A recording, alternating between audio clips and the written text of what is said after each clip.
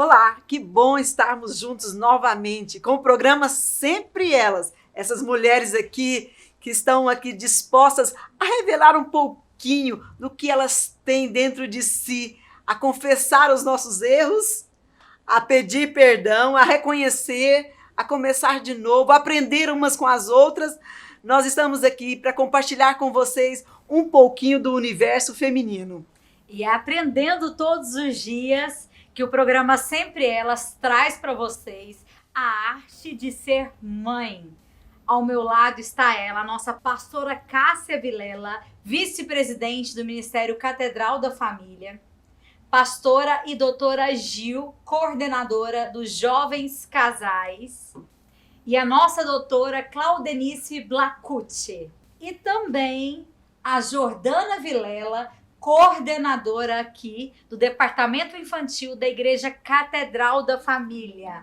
Meninas, que arte grandiosa é essa arte de ser mãe, né? E hoje nós vamos passar para vocês aí que vamos tirar esse romantismo que nós mulheres temos que dar conta, né, Claudenice? Sim. O tempo todo de todas as tarefas. Afinal de contas, todas aqui, nós aqui, já passou um dia... Eu quero ficar só na cama. Eu vou tirar minha capa aqui. Eu não tô dando conta. Ou foi só lá em casa que aconteceu isso, gente? Todos os lares acontecem, né, Dorcas? Ainda bem. Verdade. É por isso que eu fico com a vontade de falar sobre família, sobre ser mãe, inclusive sobre ser profissional também, porque a gente tem essa ideia, construímos essa ideia que mulher tem que dar conta de tudo. E sim, nós damos conta de tudo. Salto alto. Mas tem dia que a gente quer tirar o salto alto e pôr um chinelo. E tá tudo bem. Pra você e pra mim. Então, por anos, Dorcas, nós carregamos essa responsabilidade de ser a super mulher. Super mulher. Super mãe, super amiga, super filha, super. Uma hora cansa. Uma hora a estafa chega. E o mais tenso, né, Claudenice, é o que eu vejo assim, nós como mães, muitas vezes nós temos um olhar crítico uma pela outra, né? Eu acho que até antes de ser mãe, quando você vê uma criança chorando, como mulher, a gente fala assim, nossa, mas aquela mãe ali não vai segurar esse menino? Porém, quando a gente se torna mãe, você fala assim, nossa, mas coitada dessa mãe, será que eu posso ir lá ajudar ela? Porque realmente não existe mãe perfeita. Não existe. Não. E a gente parece que a gente vive se cobrando em querendo ser perfeita, porque nós como mulheres, em vez de nos unir e ajudarmos uma outra, a gente cobra uma da outra. Sofremos com o julgamento. Né? E sofremos com esse julgamento. E, gente, mães perfeitas existem sim. Elas só não tiveram filhos ainda. Só não tiveram filhos ainda. Com certeza. Porque mãe, gente, não nasce pronta. Quando nasce uma criança, nasce a mãe, nasce um pai. E desde quando lá atrás, a gente tá grávida, começam as opiniões. Jordana, porque isso e isso? Cássia, nossa, sua barriga vai ficar assim, vai ser assim, vai ser... Não é assim com ninguém. Se você tiver 10 filhos, se tiver 2 filhos, se tiver 1 filho, são gestações totalmente diferentes. E eu acho que a cobrança começa quando a gente vai ter o parto, né? Seu parto tem que ser natural, tem que ser humanizado. E às vezes a mulher não dá conta, né? Eu acho que a nossa estrutura tem... Cada um tem uma, né? Nós somos totalmente diferentes. Sim, e essa questão do romantismo é tão séria que, principalmente no primeiro filho, a gente tem aquela idealização do quartinho perfeito e arrumamos o quarto. Tudo bem, é uma idealização minha. Eu como mãe, né? Eu quero arrumar o quarto, eu quero fazer bonitinho. Quantas histórias, meninas, eu já ouvi de mães que preparam tudo na maternidade e arrumam a sala de espera, né? E arrumam as lembrancinhas, achando que aquele momento que a enfermeira vai chegar carregando o seu pupilo, ela vai colocar, sabe, debruçar-lhe o seio e amamentar aquela criança. Foto igual que ela viu, né? Gente, e é desesperador quando você se depara com o seu peito doendo, com o menino chorando, com o seu cabelo horrível, você tá com a cara acabada. E aí? Seus convidados chegando. Claudenice, Você daqui é cara boa. E o pior nem é isso. Por exemplo, eu casei, né, fiz meu casamento lindo e se começou aquela cobrança. Quando vai ter filho? Quando vai ter filho? Clássico. E eu confesso que eu não me preparei. Tanto é que eu estava grávida e sem saber o povo no final do ano, quando você vai ter filho? Quando você vai ter filho? E eu falava, não, com a minha vida profissional hoje eu não quero filho não. Então, pra mim, quando eu descobri que eu estava grávida, meu Deus, primeiro que eu chorei quase umas 3 horas seguidas. E assim, e o pior é que eu fui sozinha. Meus pais estavam viajando, meu sogro e minha sogra viajando. Não tinha quem eu compartilhasse, que celebrasse comigo, que até minha ginecologista estava viajando. Uau! E aí, eu resolvi fazer um teste só para tirar uma dúvida que atrasou e já fiz logo o beta. Eu falei, fazer um de sangue, pagar R$20. E assim, aquele desespero. E aí, na época, depois que eu aceitei a gravidez, eu ficava pensando, será que eu transmiti o quê pro meu filho? Que você fica naquela guerra psicológica, do que será que aconteceu?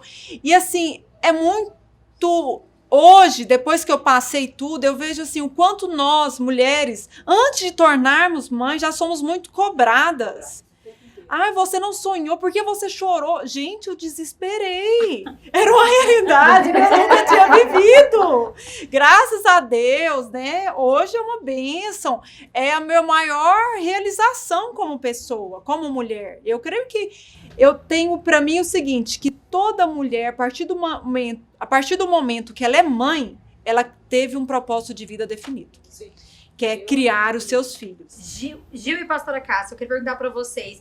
A Jordana está aqui falando que foi um susto, né? Mas como conciliar, né? Através de uma profissional, vocês também. Quando me vi grávida, e agora? Gil? Foi no meu caso, assim, eu quis muito o Gabriel, porque eu demorei muito a conseguir ter o Gabriel, né? Então, assim, eu passei por um processo de tratamento, de oração. O Gabriel é fruto de um milagre da igreja, né? Da Catedral da Família. Fruto das orações da minha pastora, Cássia, da minha filha espiritual, que a época que eu tive o Gabriel, nós éramos líderes dos adolescentes, então eles fizeram um propósito de jejum e oração para que eu engravidasse, né? Então, assim, eles só contaram para nós depois que a gente ficou grávida. Então, quando eu fui ganhar o Gabriel, eu tive o Gabriel à noite, lá na maternidade fêmea, que a época ainda existia, e a hora que nós chegamos na maternidade, estavam uns 40 adolescentes lá. O médico perguntou assim, é um artista que está dando a luz aqui? Muito mais. Muito mais que uma Muito artista, mais, né? Uma filha de Deus que estava gerando um milagre de Deus, né? E a gente pôde falar... Então, o Gabriel, ele fala que ele é o milagre da primeira pessoa. E realmente ele é. Ele é fruto de oração. E graças a Deus, assim, o Gabriel, os meus desafios com o Gabriel, eles são muitos, é lógico, como todas nós como mães. Mas hoje, o meu maior desafio é estar longe dele. Hoje ele está a 600 quilômetros de mim, estudando, fazendo medicina. Passou com 18 anos, um primeiro vestibular. Então, assim, eu vejo que hoje nós estamos colhendo o fruto das orações delas. E hoje eu tenho o privilégio, né, de ter os filhos delas como meus netos do coração. E eles me chamam de vó, ficam na minha casa. E eu falo assim, Deus é tão maravilhoso que Ele cuida da gente nos mínimos detalhes. É um Deus de detalhes, né? E em cada momento, cada fase da vida da gente como mãe, é algo novo que a gente aprende. Eu fiquei com o Gabriel até 3 anos de idade em casa, sem trabalhar. Depois, quando o Gabriel foi para a escola, que eu voltei para o mercado de trabalho. Então, assim, eu tive o privilégio de acompanhar aquela primeira fase do Gabriel, eu mesma. Eu não tinha nem babá. Eu tinha uma pessoa que me ajudava na casa, mas eu que dava banho, eu que fazia, dava comida, trocava. E ele era bom de cama também, bom para dormir, então a gente dormia até 10 horas. Porque ele sempre foi muito bonzinho, o Gabriel. E quando chegava na igreja, também ele não dava trabalho, porque ele chegava no meu colo e passava de colo em colo. Eu pegava o Gabriel na hora de ir embora. Um neném muito querido, muito dado com todo mundo. Então, assim, pra mim, tem os mitos que a gente já sofri também, doeu, o peito machucou, dei mastite. Eu falo que a dor do peito, quando se amamenta, pra quem faz parte cesárea, ela dói muito mais do que a cesárea. Cesárea pra mim não doeu nada, mas agora o peito rachado e saindo sangue. Oi, gente do céu! Olha, mas não desanima não, vale muito a pena ser mãe, viu? Isso depois a gente esquece tudo, né? meninos, eu sei que nós temos muita coisa que compartilhar, mas nós vamos aí para um rápido intervalo para que você possa conhecer um pouquinho da Igreja Catedral da Família. Quarta Profética. Você que se encontra doente, triste, está com depressão, sofrendo com ansiedade, medo do amanhã. Pastor, mas eu sofri falências, mas não acabou. Pastor, teve divórcio no meio da minha família, mas não acabou. Teve enfermidade no meio da minha família, mas não acabou. Na sua casa, ninguém morre antes do tempo de Deus. Venha buscar o seu milagre. Balança a perna. Dá uma mexida na perna aí, ó. Como é que tá? Saiu? Saiu ou não? Da mão. Dá uma voltinha comigo. Aí enquanto a senhora anda, Jesus vai tirando a dor, ó. Da enfermidade, olha aí, ó. Ela já está glorificando. Recebe agora no nome de Jesus. A partir do dia 5 de maio, serão 7 quartas-feiras, a partir das 19h30. Se prepara, Deus vai marcar tua vida, Deus vai marcar teu ministério, Deus vai marcar tua família. Se prepara, porque a tua vida vai ser marcada por Deus. Profetas de Deus estarão trazendo mensagens que irão transformar sua vida.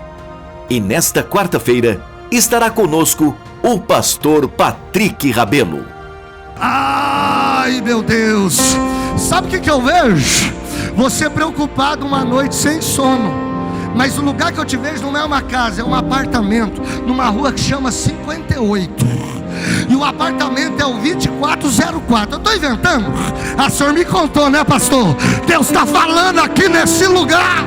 Alameda Ricardo Paranhos, 728, Setor Marista. Sabe o que o Espírito de Deus está liberando nessa noite aqui na Catedral da Família em Goiânia? Ele está dizendo: tem um S de Deus chegando para a tua vida. S do que, pastor? De surpresa de Deus sendo liberada. Igreja Catedral da Família. A semente é um sonho que transborda, renova, multiplica. A indústria Cristal Alimentos respeita a jornada dos grãos que passam por um rígido processo de seleção. Em cada etapa, dedicação, precisão e humanização. Ingredientes selecionados, alta tecnologia e um toque de carinho garantem em sua casa a pureza que a sua família merece. Geração após geração, Cristal Alimentos. Pureza alimentando a vida. Olá, eu tenho um convite muito especial para você. No rodapé do seu televisor aí tem o nosso telefone. Eu queria que você ligasse para nós. Quero conversar com você, eu quero orar com você. Eu não sei que situação você se encontra, se você está só, se você está precisando conversar com alguém, se você não pode sair, mas pode conversar. E nós estamos aqui à sua disposição, querido. Ligue para nós, olha, o telefone está aí, sempre haverá, todos os dias, durante o dia, haverá um pastor aqui para te abençoar. E eu aguardo a sua ligação. Deus te abençoe. Estamos de volta com o programa Sempre Elas. E hoje nós estamos aqui compartilhando um pouquinho do desafio da arte de ser mãe, desmistificando também aquele romantismo quando você vai parir, quando você vai gerar. Então a gente está compartilhando aqui das nossas ansiedades, nossas preocupações, das alegrias e celebrando a Deus por esse milagre. Nós estamos falando da vida real, gente. A arte de ser mãe. Pastor, eu perguntei para a Gil respondeu no primeiro bloco. Eu queria perguntar para a senhora como foi conciliar ser mãe, ser empresária, né? Porque a senhora ajudava ali ombro a ombro o pastor Salmo. Como foi essa arte aí, esse desafio na sua vida com a chegada das 3, né? Bom, eu falo que a Jordana é minha primogênita, ela foi planejadinha. Foi planejadinha, né? E veio no tempo certo, fizemos todos os exames, nos preparamos, e ela veio no tempo certo, planejadinha, tudo. Nasceu com 7 meses. Foi assim, um desespero, apressadinha ela como sempre. Então foi assim, um desespero muito grande, e naquela época não tinha celular, sabe, assim, ainda bem que eu morava fundo a fundo com a maternidade fêmea. Então foi o tempo de eu chegar na maternidade e eles ligarem para o meu médico, e ele chegou, e assim, ela nasceu muito rápido, meus partos foram muito rápido, partos naturais, e tal, e nós curtindo a Jordana, linda, maravilhosa, era um bebelô, assim, aquela, né, pequenininha, né, mas linda, uma princesinha. Quando a Jordana estava com 4 meses, para minha surpresa, a fábrica continuou. Eu, de repente, grávida de novo. Aí já foi diferente. Aí eu me desesperei, eu chorei, eu fiquei triste por aquele momento, porque eu estava um desafio com uma criança pequena e de repente eu grávida, né? E foi assim, foi um processo, um tratamento de Deus na minha vida, mas também foi uma gravidez, uma das melhores gravidezes que eu tive. Eu não tive enjoo nenhuma, porque eu pedi para Deus. Naquele momento, aquele primeiro impacto, foi chorar, como a Jordana falou. Eu chorei, eu reuni com os amigos, nós encontramos à noite, e aí ele dando força, não chora, nós ajudamos, todo mundo dá ajuda, todo mundo vai... Né? E aí eu pedi para Deus, então, se é isso que o Senhor tem, que o Senhor me ajude a criar, então, os filhos que o Senhor vai me dar. E a gravidez foi tranquila, a Jordana também é uma criança que não me deu trabalho, né? Então eu tive 2 crianças. Quando a Amanda nasceu, que a Amanda nasceu também prematura, nenhuma das minhas filhas foram de 9 meses. Todas apressadas. Só os netos que veio. Quando a Amanda nasceu, a Jordana nem andava. Eu estava com 1 ano e 1 mês, a Jordana. 2 bebês. Mas eu posso dizer para vocês que foram assim... Foram as fases tão... Deus me ajudou tanto nessa criação, nessa condução, porque foram assim, criar bebês, depois crianças, então elas sempre foram muito juntas, muito unidas, muito, né? Tanto que elas só não casaram no mesmo dia, mas elas no mesmo ano, formaram, né? Foram para a faculdade juntas, formaram juntas, casaram no mesmo ano. E então eu assim não senti essa dificuldade, porque foi uma fase, era como se fosse uma fase só, mas eu tive muita ajuda do Salmo. E também aí quando você falou profissional, eu trabalhei até no último dia de ganhar a Jordana, né, porque eu não sabia que ela ia nascer de 7 meses, eu trabalhei. Aí depois, quando ela nasceu, eu tentei voltar. Aí eu fiquei grávida de novo. Aí eu falei, não, é melhor, agora eu vou assumir o papel de mãe. E eu só voltei a trabalhar, eu tentei trabalhar depois que eu tive as 2, mas não deu certo. Eu só voltei a trabalhar mesmo no escritório com o Salmo, depois que a Priscila nasceu e a Priscila foi para a escola. E tá tudo bem não dar conta de tudo junto, né? É muito importante o relato da pastora. Porque quantas mãezinhas em casa estão passando por esse mesmo momento e se sentindo a pior pessoa do mundo. Ai, meu Deus, tem um ser dentro de mim, eu não gostaria de estar grávida neste momento, e o que é que eu vou fazer com essa criança? Então, N coisas vai passar pela cabeça da pessoa, porque existe uma transformação hormonal e psíquica também. Então, é a confusão ali, ó. Então, existe um adoecimento na gestação por conta desses conflitos. Meninas, tá tudo bem. Falar não quero, nesse momento aqui, eu não gostaria de estar. Quando eu falo não quero, é de não quero naquele momento. Então, esse sentimento é natural que você tenha. É natural que eu tenha, que vocês tenham. A pastora Cássia acabou de trazer o relato dela pra gente. E sim, existe essa questão da memória uterina, a gente vê isso na Bíblia, a ciência hoje explica também. No relato da Bíblia fala quando Maria e Isabel encontraram os bebês, eles foram cheios do Espírito. Sim, então eu chego a arrepio quando falo isso. Sim, existe memória uterina. Então não fica preocupada que você vai passar a negatividade do seu filho, você vai, conversa com o seu bebê. Mas antes de conversar com ele, conversa com Deus. Fala para aqui dentro do seu coração, ó, tá tudo bem comigo. Então, meu filho, vai estar tudo bem com você também. Isso é muito importante. Essa questão da memória uterina, isso passa para as crianças mesmo. Porque eu vi isso na Amanda.